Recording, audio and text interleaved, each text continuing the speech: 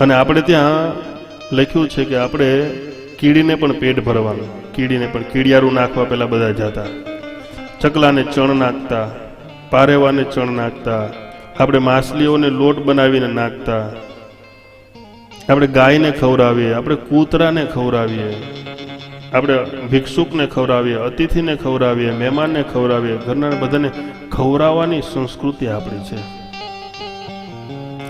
તમામ જીવને ખવડાવવું એને યજ્ઞ કહેવામાં આવે છે. યજ્ઞ શિષ્ટસ્ય સંતો ભુંજન્તે સર્વ કિલબિષે ભોજન્તે તે તદમ પાપમ એ પંચાંત્યાત્મકારકમ.